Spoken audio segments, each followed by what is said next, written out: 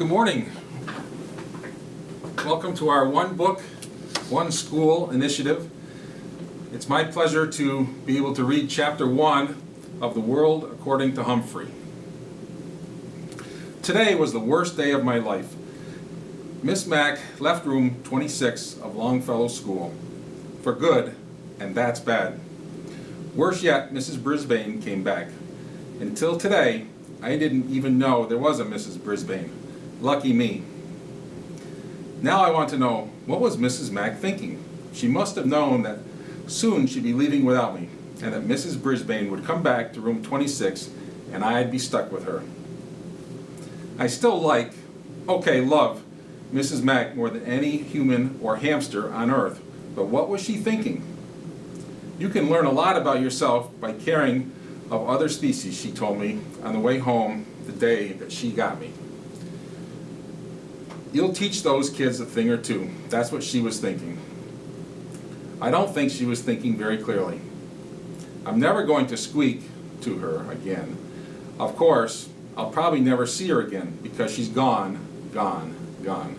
But if she comes back, I'm not even going to look at her.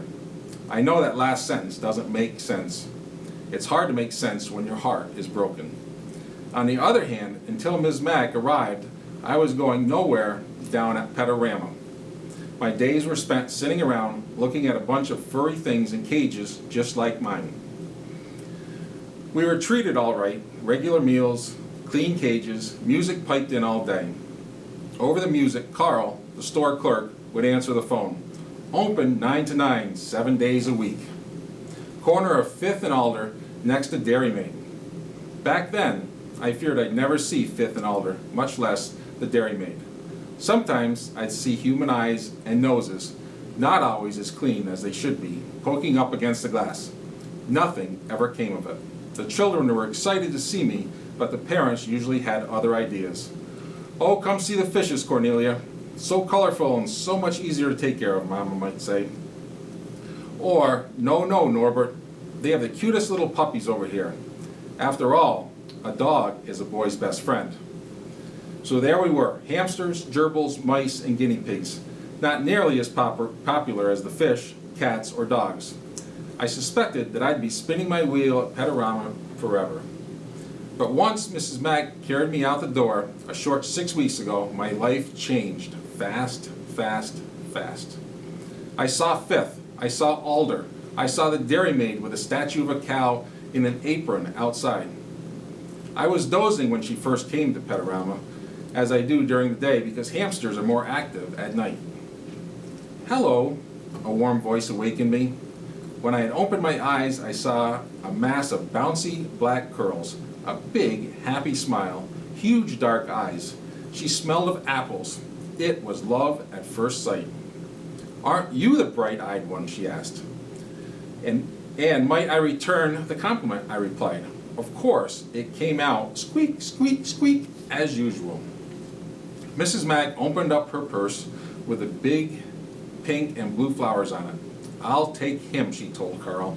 He's obviously the most intelligent and handsome hamster you have. Carl grunted. Then Mrs. Mack picked out a respectable cage. Okay, not the 3-story Patagonia I had my eye on, but a nice cage. And soon, amidst squeals of encouragement from my friends in the small pet department, from the teeniest white mouse to the lumbering chinchilla, I left Petarama with high hopes. We sped down the street in Mrs. Mack's bright yellow car. She called it a bug, but I could see it was really a car. She carried my cage up the stairs to her apartment. We ate apples. We watched TV. She let me run around outside my cage, and she gave me my very own name, Humphrey. And she told me all about room 26, where we'd be going the next morning.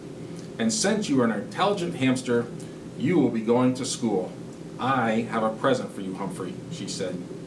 Then she gave me a tiny little notebook and a tiny little pencil.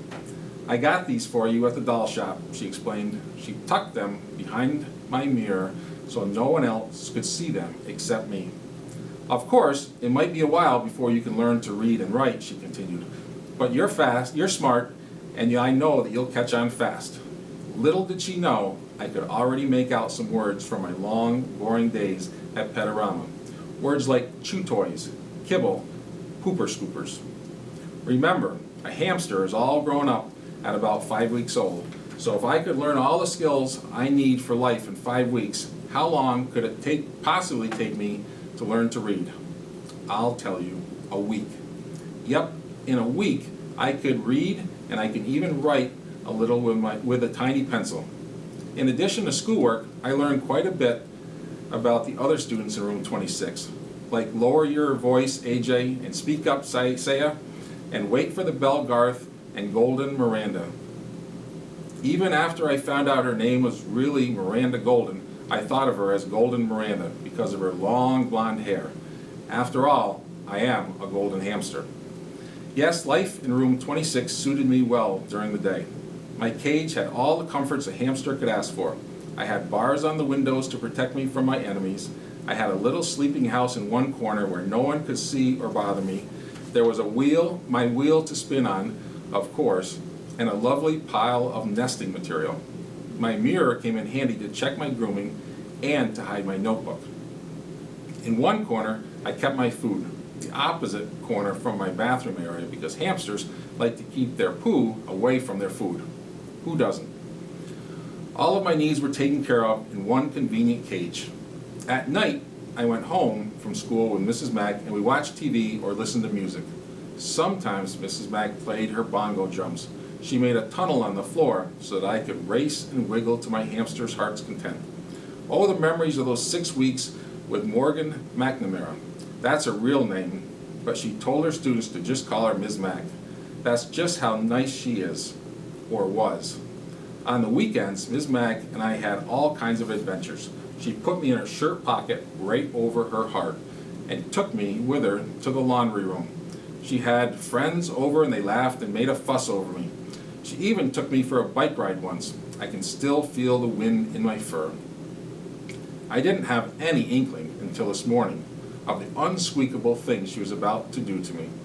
On the way to work, she said, "Humphrey, I hate to tell you, but this is my last day in room 26, and I'm going to miss you more than you'll ever know." What was she saying? I hung on to my wheel for dear life. You see, it's really Mrs. Brisbane's class, but just before school started, her husband was in an accident, so I took over the class for her. Today, she's coming back for good. Good? I could see nothing good in what Mrs. Mack was saying. Besides, I want to see the world, Humphrey, she told me. Fine with me. I thoroughly enjoyed all the world I've seen so far and would go to the ends of the earth with Mrs. Mack, but she wasn't finished yet. I can't take you with me. All hopes dashed completely. Besides, the kids need you to teach them responsibility. Mrs. Brisbane needs you too. Unfortunately, she didn't tell Mrs. Brisbane that. Mrs. Brisbane was already in room 26 when she arrived. She smiled at Mrs. Mack and shook her hand. Then she frowned at me and said, "Is that some kind of rodent?" Ms. Mack gave her the speech about how kids can learn from taking care of another species. Mrs. Brisbane looked horrified and said, "I can't stand rodents. Take it back." The "it" she was talking about was me. Mrs. Mack didn't bat an eyelash.